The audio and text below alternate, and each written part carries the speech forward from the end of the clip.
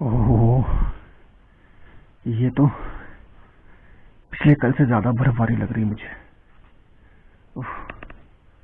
आज तो फट्टे चल रही है। आज काफी मुश्किलों का सामना करना पड़ सकता है।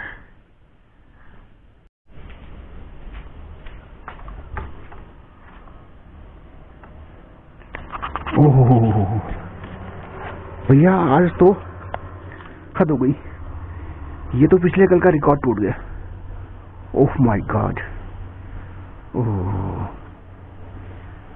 एक स्नो कटर की आवाज आ रही है जो स्नो साफ कर रहा है। वहां सामने रोड पर स्नो साफ किया जा रहा है। शायद मैं जूम करके दिखा पाऊं।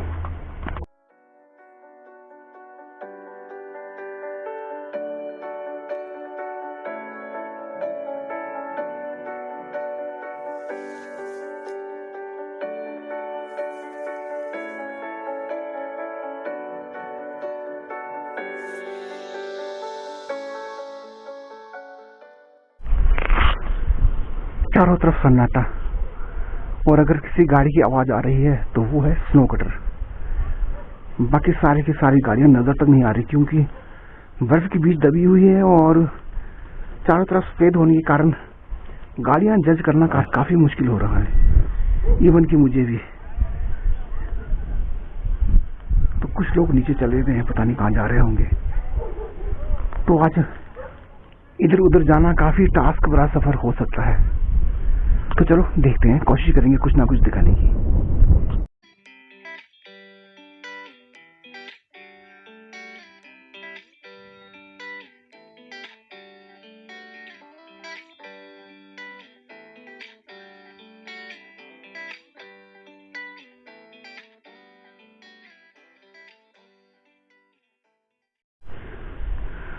तो मुझे जी जाना है वहां ऊपर, उस चोटी पे।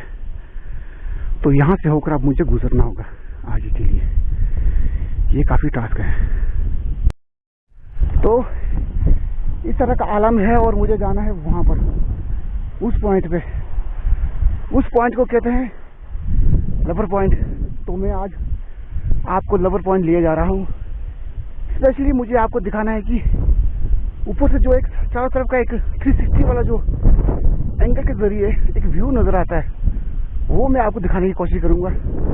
तो इस करके यहाँ से होते हुए मुझे गुजरना है, इन बर्फों के बीच से होते ऊपर। तो जूते मेरे नीचे धसे हुए बर्फ के बीच। तो अपने चाहने वालों के लिए इतना सेक्रीफाइस करना पड़ता है हर ब्लॉगर को। तो चलते हैं आगे की ओर। हर ब्लॉगर, हर ट्रेवलर अपने व्यूअर्स के लिए कुछ ना कुछ सेक्रीफाइस करता है, जो कि मैं भी कर रहा हूँ। ये सभी के साथ होता है। हमारे शुभम जी, हमारे दीपांशु जी और मेरे छोटे भाई सैंडी, हम सभी को स्ट्रगल करना पड़ता है अपनी व्यूअर्स को कुछ दिखाने के लिए, उनका एंटरटेन के लिए, उन्हें खुश रखने के लिए। तो इस तरह का सेक्रीफाइस करना पड़ता है। और मेरे छोटे भाई सैंडी भी खूब स्ट्रगल कर रहे हैं, काफी अच्छा कर रहे हैं। तो इस तरह का जी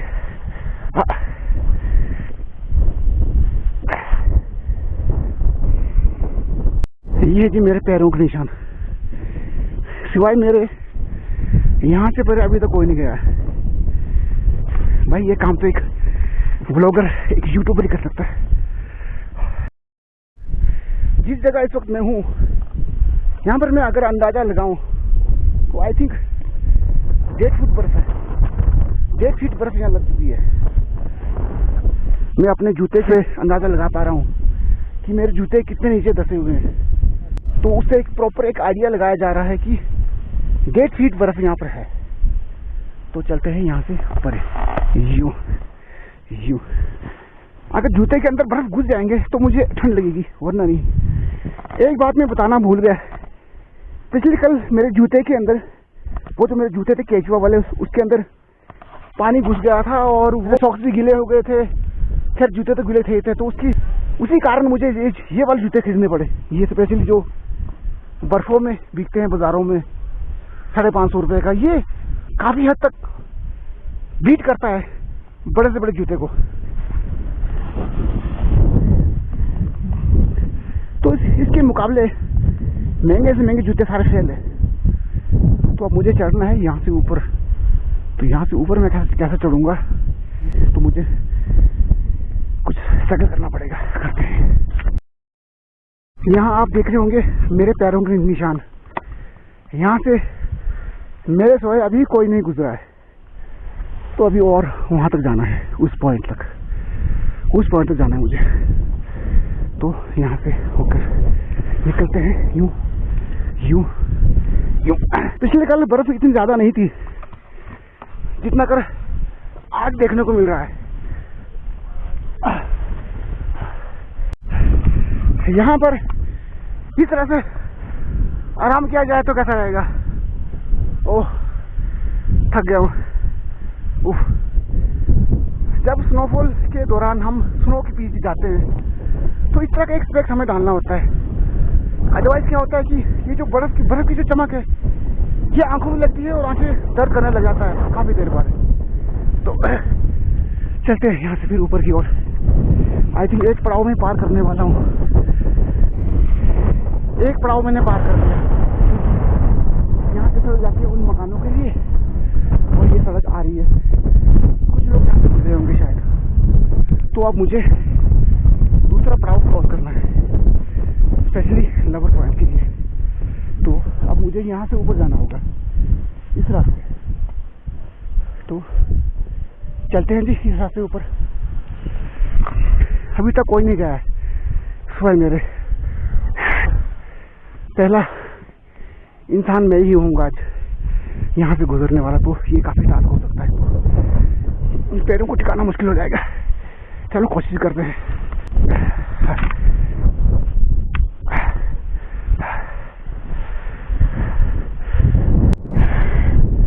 ठंडी हवा चल रही है। ठंडी हवा चलने से क्या है, हाथों में ठंड लगती है। क्योंकि मैं अपना गलत गाना भूल गया।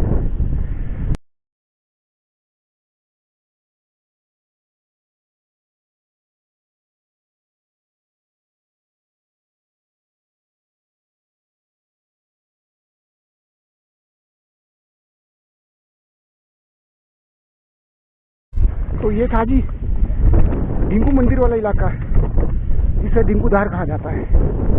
तो ऊपर पहुंचकर दिखाता हूँ मैं आपको। जब मैं बिल्कुल डिंगू माता मंदिर के एंगल पे आ जाऊंगा तो वहां से जो व्यू दिखता है वो गजब का व्यू है। तो पहले पहुंचते ऊपर, फिर करते हैं बाकी की बातें। तो फाइनली मैं पहुंच गया लवर पॉइंट, और जो नज़ारे यहाँ से मुझे देखने को मिले वो दिल को छू लेने वाला था। सच कहिएगा कि आपको यहाँ के नज़ारे कैसे लग रहे हैं, कैसे लग रहा है फ्रेश स्नोफॉल वाला नज़ारे। सच बताइएगा, कमेंट ज़रूर करिएगा प्लीज़। सामने माता डिंगू का मंदिर है, और अगर हम यहाँ से थोड़ा नीचे की ओर देखें तो यहाँ पर हमारा पड़ जाता है मोनेस्ट्री वाला पॉइंट। और अगर हम यहाँ से थोड़ा सा नीचे की ओर देखें सामने, तो वो है महली कुसुमटी वाला पॉइंट। और ये सड़क जाती है सीधा बट्टा कुफर होते हुए महली से आईएसबीटी की ओर। और अगर हम इस तरफ नज़र दौड़ाएं सामने, तो वह है कुफरी वाला इलाका, कुफरी चढ़ा बड़ा बेर है। तो ये है 360 वाला व्यू।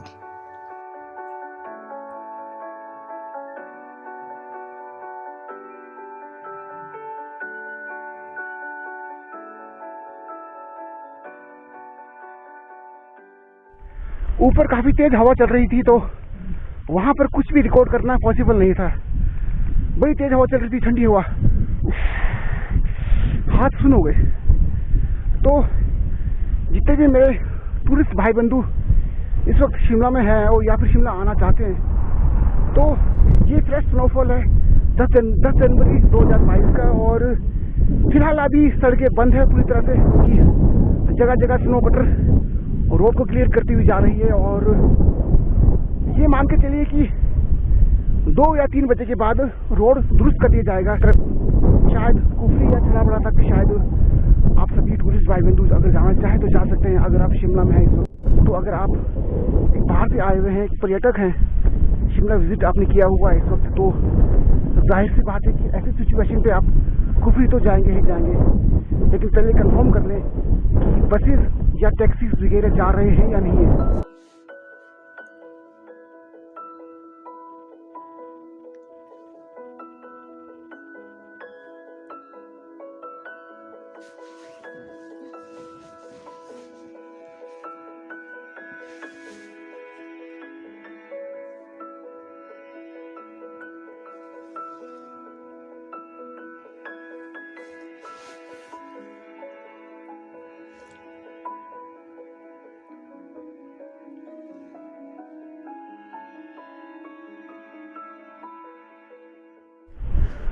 तो फाइनली मैं वापस पहुंच चुका हूं अपने घर के पास।